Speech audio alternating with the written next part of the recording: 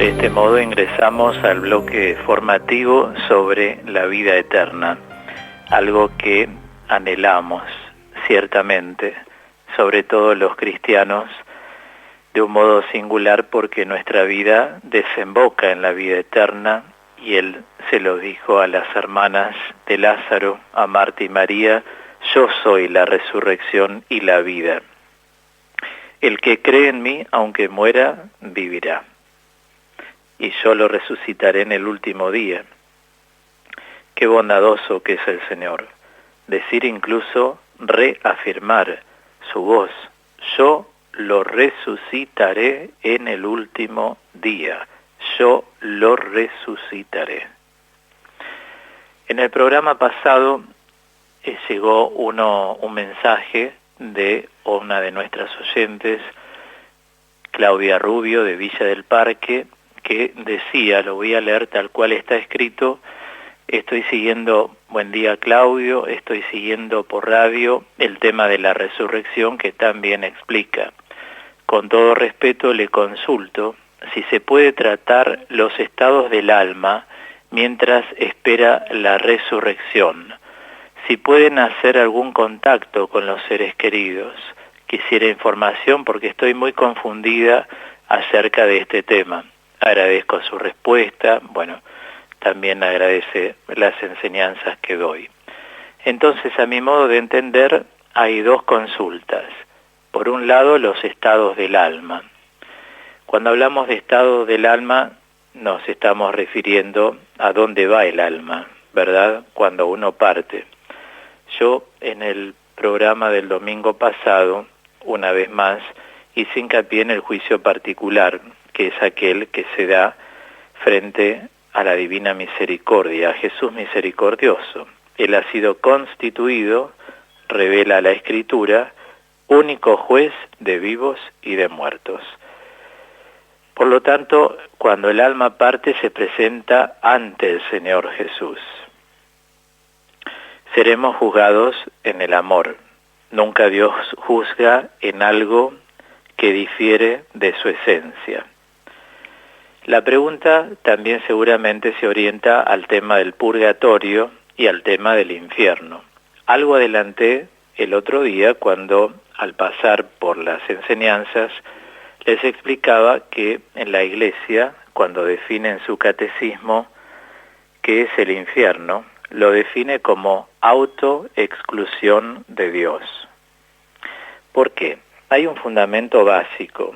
El Señor dijo: yo no vine a condenar a nadie, yo vine a salvar. Él vino para que tengamos vida. Por eso, otra de las denominaciones que ciertamente quedan muy aclaradas en la deidad de Jesucristo es que es el único que da la vida. Yo soy la vida, Él es la vida.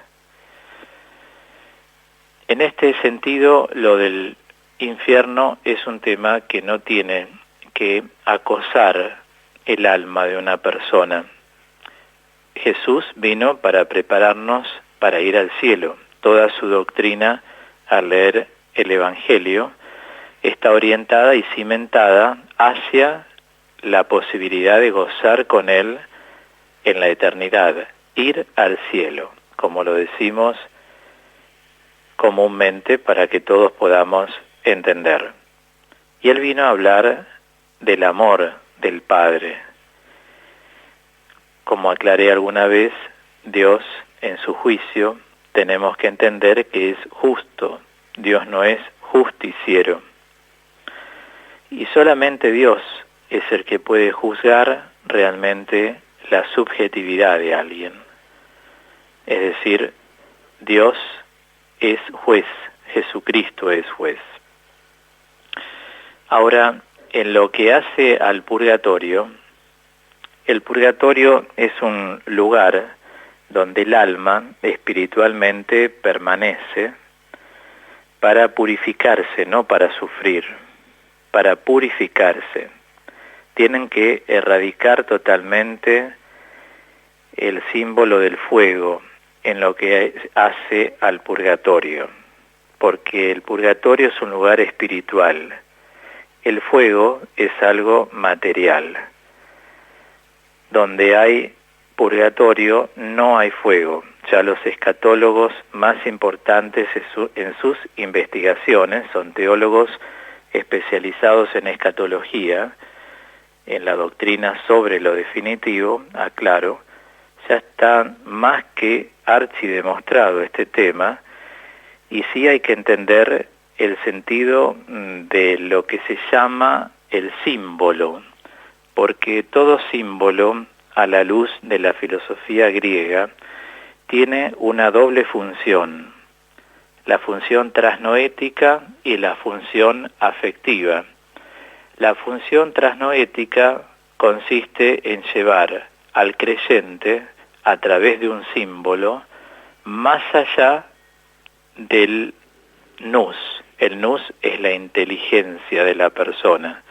Entonces, cuando uno ve el fuego, uno ve purificación, uno ve fuerza, uno ve calor, como cuando empleamos el fuego el día de Pentecostés o cuando encendemos el cirio para el bautismo.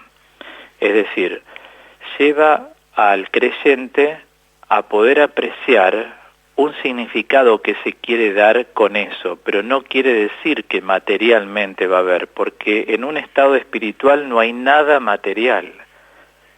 ¿Me comprenden? Entonces, ¿quiénes van al purgatorio? ¿Quiénes van al cielo? ¿Quiénes van al infierno? Es una curiosidad que, en caso de que se nos advenga a la mente, hay que erradicarlo totalmente, porque el juicio solo le pertenece a Dios. Nosotros lo que hacemos es rezar, porque ahí vendría la siguiente pregunta a modo de síntesis, cuando Claudia dice si pueden hacer algún contacto con los seres queridos. Me viene a la mente aquella cita del Deuteronomio 18:10, en la que Dios prohíbe al pueblo de Israel, de ahí en más a los creyentes, ya que el Antiguo Testamento forma parte de la Biblia, ¿verdad? Antiguo y Nuevo. Ahí dice, no ha de haber en ti, me acuerdo de memoria por tantos años que lo he explicado esto en distintos cursos, en seminarios, y también cuando tuve que hablar a familiares cuyos hijos, a papás cuyos hijos están en la eternidad. Lo he hecho en el Santuario de Jesús Misericordioso hace varios años. Creo que era el grupo Resurrección u otro grupo. Bueno, justamente dice Deuteronomio 18:10, no ha de haber en ti nadie que haga pasar a su hija por el fuego. O sea, Dios no quiere sacrificios humanos. Ni que practique adivinación. La adivinación está prohibida por la palabra de Dios. Ni hechicería, ni astrología, lo cual no es astronomía, como tampoco evocadores de espectros. En otras traducciones dice evocadores de espíritus. Sé el texto de memoria, no tengo acá la cita frente a mis ojos, pero lo he tratado mucho como les comentaba. Tampoco evocadores de espíritus.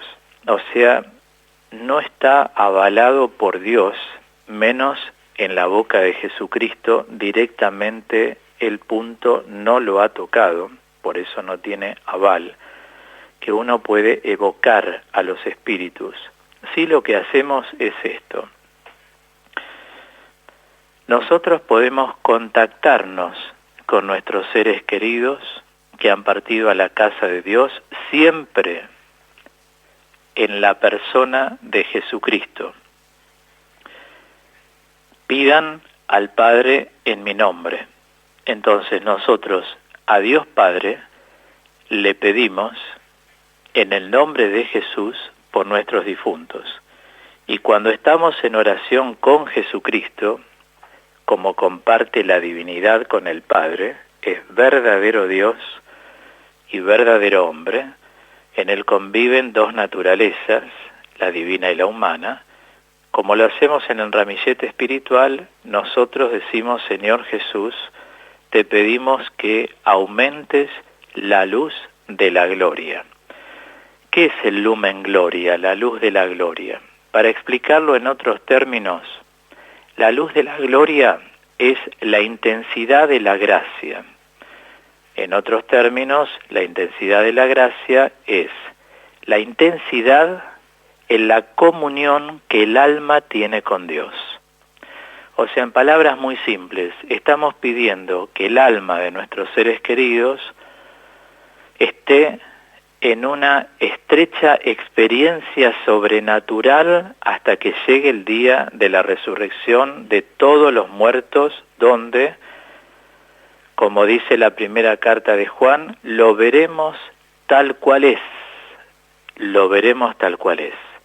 Pero sí hay que pedir el aumento del lumen gloria para que el alma goce más maravillosamente de la experiencia de la alianza, de la experiencia de esa comunión, presencia y unidad. En definitiva, es una unión mística, la que vamos pidiendo a Dios. Por eso no hay que desatender nunca el orar por nuestros seres queridos. Cuando una persona parte a la casa de Dios, dicho sea de paso, conviene encargar 10 Eucaristías. Si uno puede estar presente, mejor. Y si uno por cuestiones de trabajo o lo que fuera no puede estar, el sacerdote la ofrece. Y lo importante es siempre ofrecer 10 misas. En vez de comprar flores y andar gastando dinero en todas esas cosas, ya sabemos que espiritualmente tenemos que llevar nuestras rosas, ¿no? Como el rosario, ofrecer siempre nuestra oración. Y el sacrificio por excelencia es la Eucaristía, porque en la Eucaristía es Jesucristo mismo, el Señor de la vida, el que se ofrece al Padre por cada alma por quien estamos orando. Esto es algo maravilloso. Bueno, me pareció muy buena la pregunta, vi que había 2 signos interrogantes, digo, no porque estén escritos, sino a nivel reflexivo, y deduzco que fue bueno que me preguntaran esto y que yo se los pueda explicar ahora, porque también muchas veces las dudas de algunas personas pueden ser dudas de muchísima gente que en las 3 radios nos está escuchando, ¿verdad?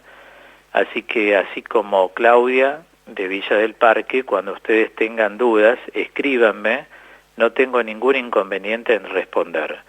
Tanto es así que a mí una de las cosas que más me gusta es responder las preguntas y las dudas que la gente tiene, porque siento satisfacción de poderles responder, porque sé que así ustedes también ya entran en esto, tienen claridad en lo que estamos hablando, y cada vez de eso se trata, si no, no estaría hablando en la radio de este tema.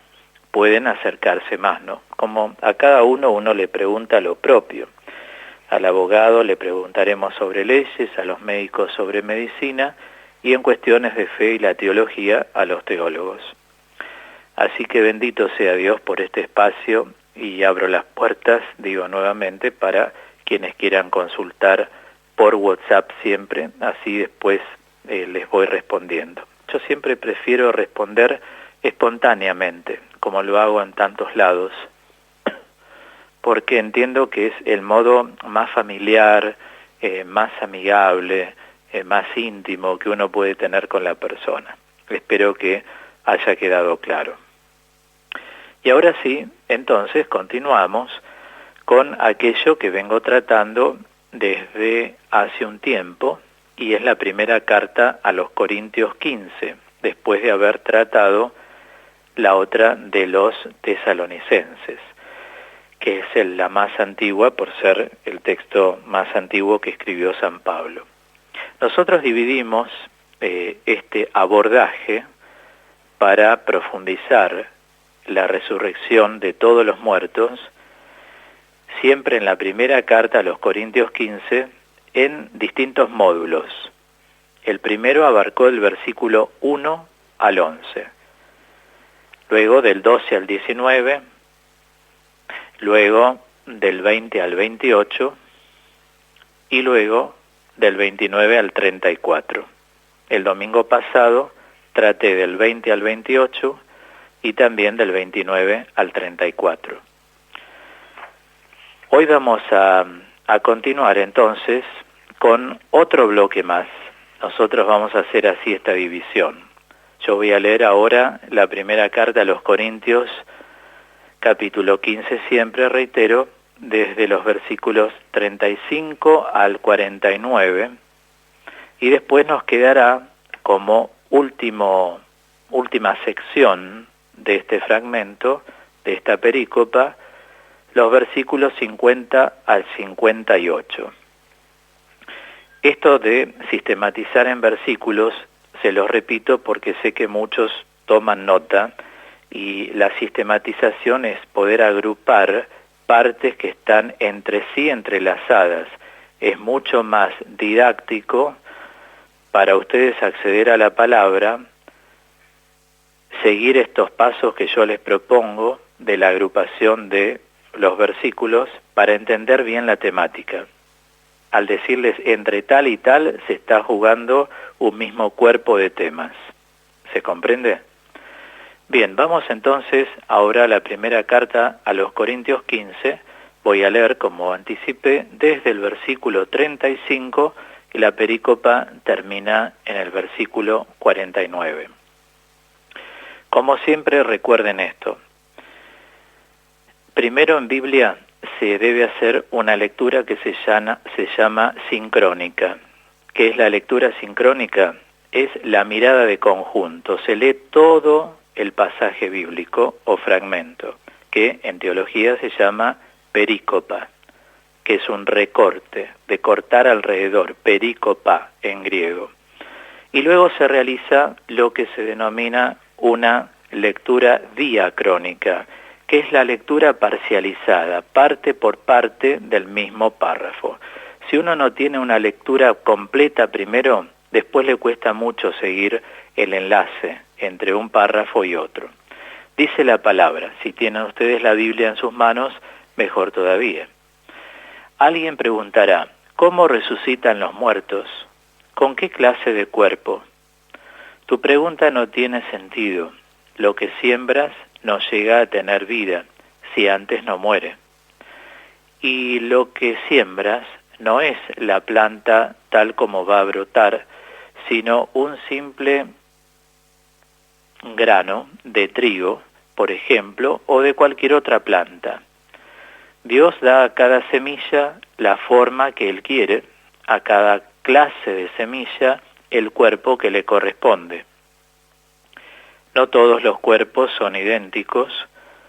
Una es la carne de los hombres, otra la de los animales, otra la de las aves y otra la de los peces.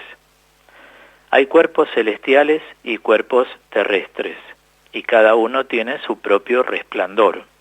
Uno es el resplandor del sol, otro el de la luna y otro el de las estrellas, y aún las estrellas difieren unas de otras por su resplandor. Lo mismo pasa con la resurrección de los muertos. Se siembra cuerpos corruptibles y resucitarán incorruptibles. Se siembran cuerpos humillados y resucitarán gloriosos. Se siembran cuerpos débiles y resucitarán llenos de fuerza.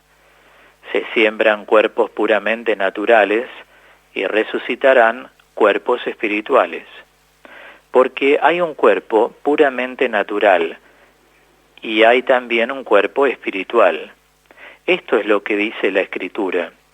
El primer hombre, Adán, fue creado como un ser viviente. El último Adán, en cambio, es un ser espiritual que da la vida. Pero no existió primero lo espiritual, sino lo puramente natural.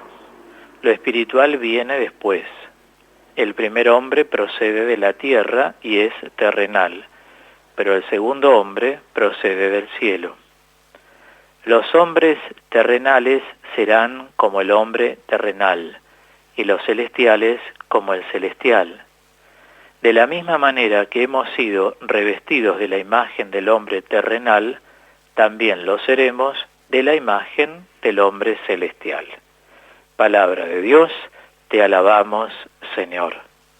Ya sabemos que el primer Adán es Adán como hombre y el último Adán es Jesucristo. Vamos a movernos un poquito entonces en la enseñanza de todo esto que vamos viendo.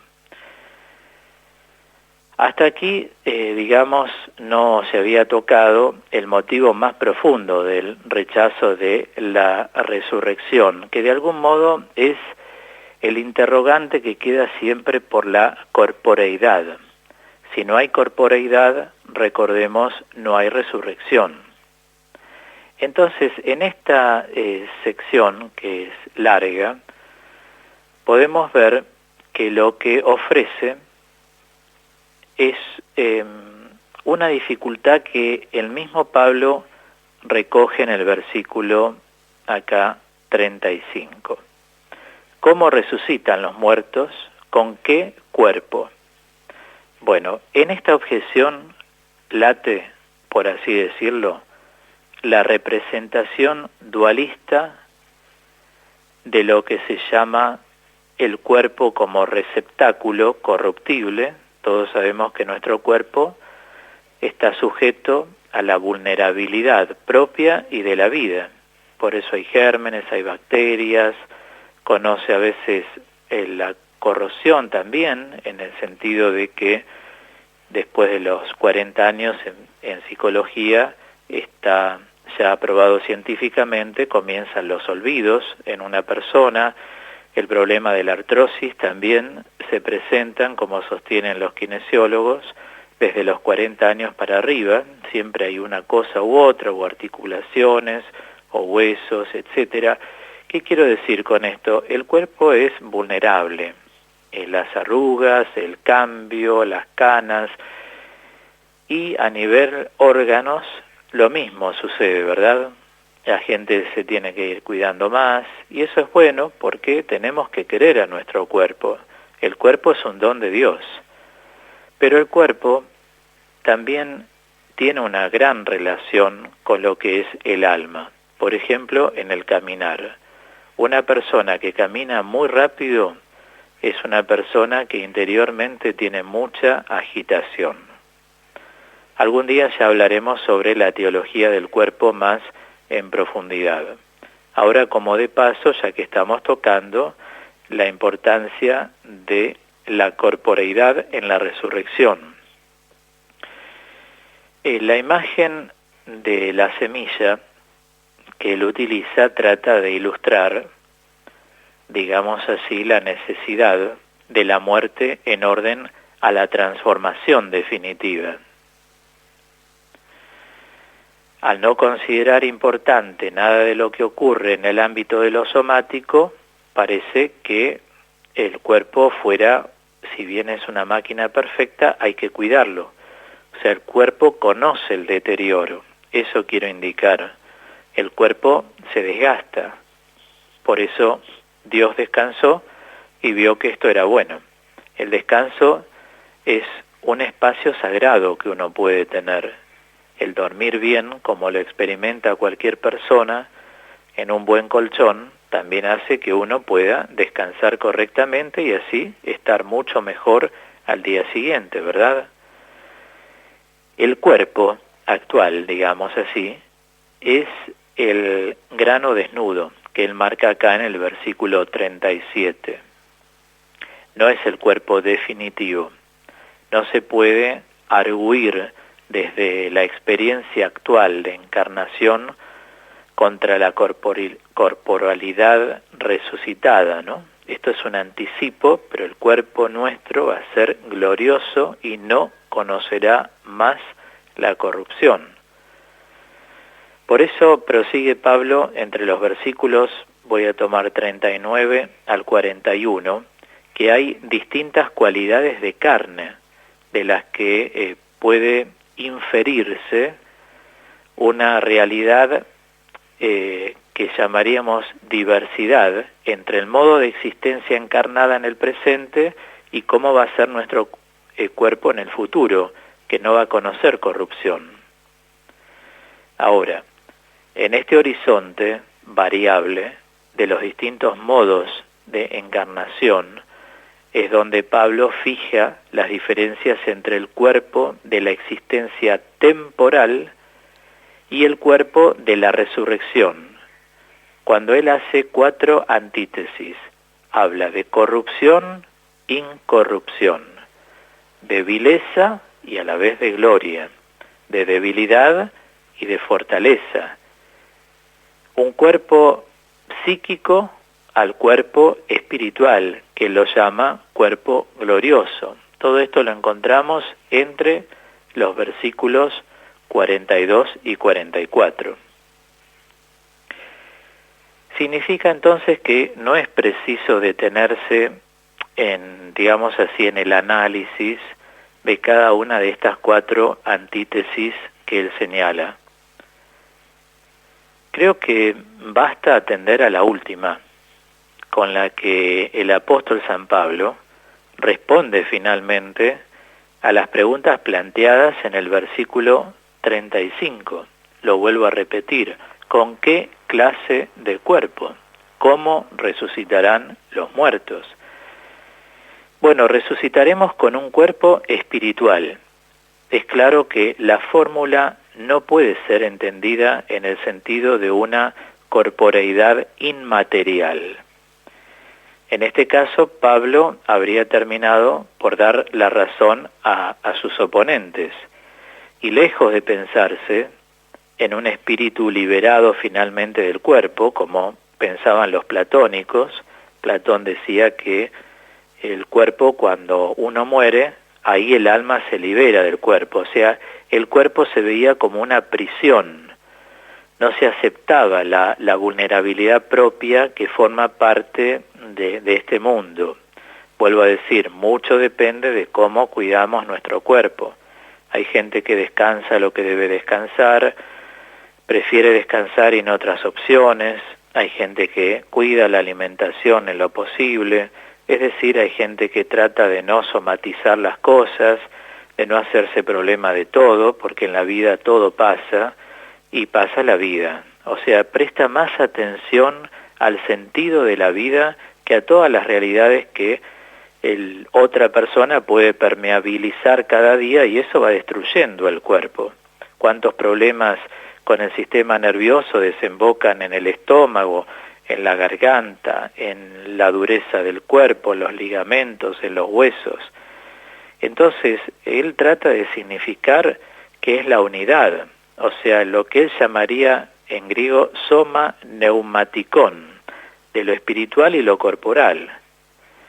Bueno, justamente esto que es nuestra realidad, nosotros somos cuerpo y alma, está, digamos así, animado por en griego se dice dynamis. Esa pronunciación es así en griego. Dynamis quiere decir un movimiento que procede del Espíritu Santo y va informando toda la realidad humana, también la de la corporeidad, porque el Espíritu Santo, como lo enseñó ya San Juan Pablo II, es Magister Intimus, maestro interior. En ese sentido yo utilizo un término muy ayornado a nuestra época en la teología situativa, y es que el Espíritu Santo es advirtente.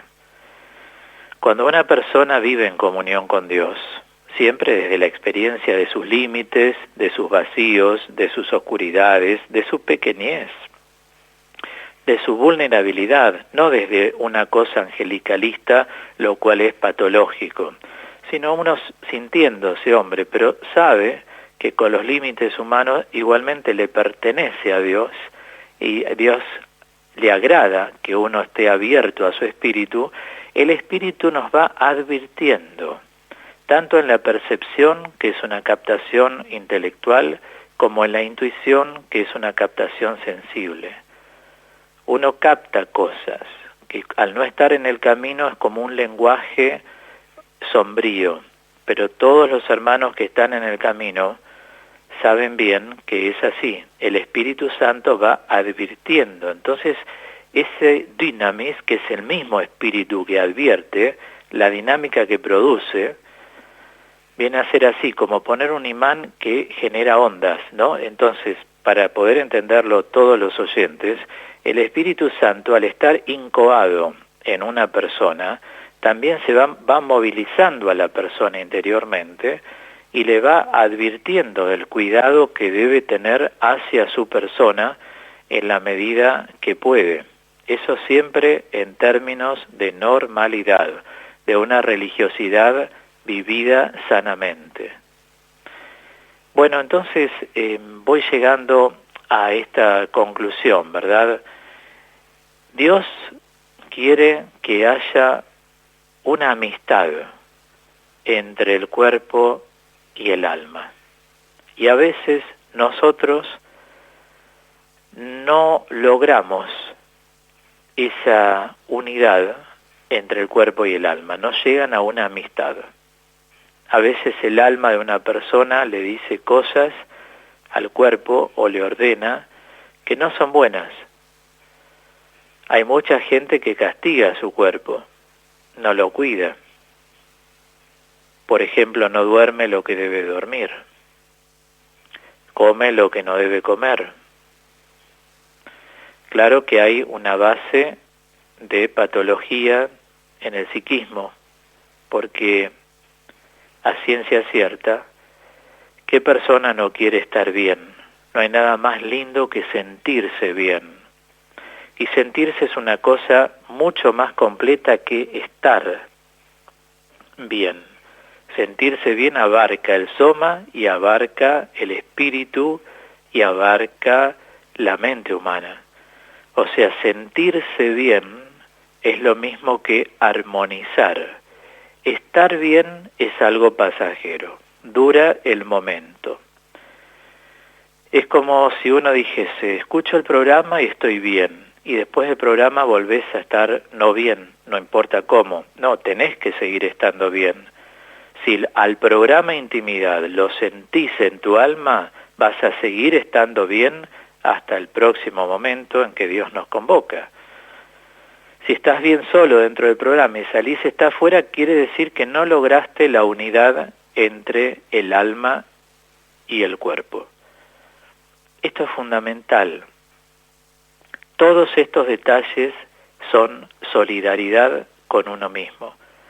Y el que se solidariza con uno mismo quiere decir que es solidario con Cristo, que el espíritu vivificante de Cristo es el que está actuando y por lo tanto uno es solidario, se hace uno con lo que le sucede al núcleo que nos rodea. Por eso una persona normal, cuando alguien se queda sin trabajo, se va a interesar en pedirle a Dios que abra caminos para que esa persona tenga un trabajo. Si alguien no tiene un techo, pasará lo mismo. Si una persona está enferma físicamente o mentalmente, nos ocuparemos de presentarnos ante el trono de misericordia y mendigarle a Dios en esa siempre presencia y experiencia de vulnerabilidad humana que no baja la autoestima de ninguna manera, sino que justamente hace que la autoestima esté bien como para saber que uno delante de Dios siempre se anonada. Uno se debe presentar con humildad ante Dios. ¿Qué le podemos exigir a Dios? Como aclaré a veces en radio, la gente dice, yo le pedí a Dios tal cosa y no me lo dio. Bueno, pero Dios no es un funcionario público al que vos le vas a reclamar y él sí o sí te tiene que dar lo que vos crees que te tiene que dar. Primero, si el grano de trigo no cae y muere, no va a dar frutos. Esto es una parábola. Entonces, uno primero tiene que saber caer, morir a uno mismo, para saber desde dónde uno se tiene que dirigir a Dios. ¿Cómo uno le va a exigir a Dios? si uno es una mera criatura? Él es Dios, Él es el creador, el autor de la vida, el consumador de nuestros pasos por la tierra. Entonces a veces a la gente tenemos que enseñarles a ubicarse, primero anonadate y después tomá conciencia de lo que sos, y así desde esa experiencia de poquedad presentate ante Dios. ¿Cómo le vas a exigir a Dios? Y esto lo vemos en ese lenguaje tan altruista en algunas personas que lógicamente muchos lo reconocen de inmediato, se empiezan a corregir, y otros no, porque no tienen ninguna intención de corregirse. Ellos creen que pedirle a Dios es presentarse en una oficina y pedirle a alguien algo, ¿no? Bueno, cuán lejos está. Por eso a veces se puede estar con una ceguera espiritual inmensurable, inconmensurable. Realmente es así. Bueno, nosotros tratemos de pedir a Dios hoy y siempre que podamos armonizar el cuerpo con el alma, que haya una permanente armonía para que esa presencia que se llama dinamis haga que nuestra materia y nuestra alma sean realmente un canto de alabanza a Dios. Y si todo nuestro ser es un canto de alabanza, eso significa que nosotros nos estamos preparando mejor para un día resucitar. La resurrección va a ser perfecta y Dios quiere que nos preparemos tendiendo hacia lo perfecto, que es esta propuesta que Él mismo nos hace, y hoy la vamos estudiando, meditando y profundizando a través del apóstol San Pablo. Dios mediante, el próximo domingo vamos a hacer la última sección entre los versículos 50 y 58, siempre de la primera carta a los Corintios, para darle un cierre a este análisis que voy haciendo en distintos programas del texto más perfecto sobre la resurrección de todos los muertos. Bien, cerramos entonces este momento con un tema musical que lo elegí porque lo que estamos tratando es sublime, pero el sublime, el maravilloso, es siempre Dios, y como su belleza es indescriptible, vamos a anonadarnos y vamos a elevar el alma en este momento con la voz de Jaime Murrell. Levantá tu radio o tu compu para gozarte de este tema musical que se llama Maravillado estoy. Estamos maravillados de ti, Señor, extasiados de tu belleza, santidad.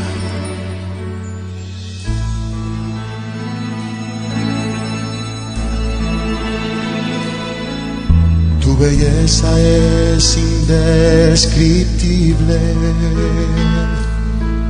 difícil de expresar.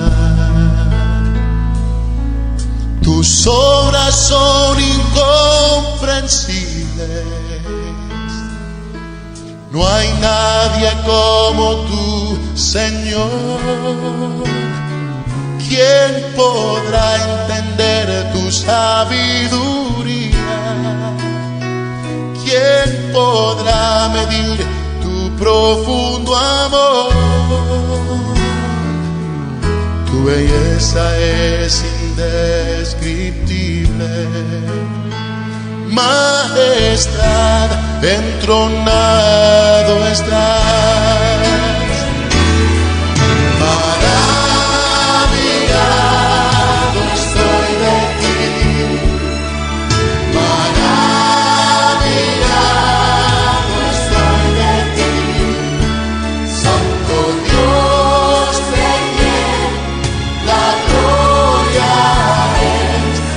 Maravillado estoy,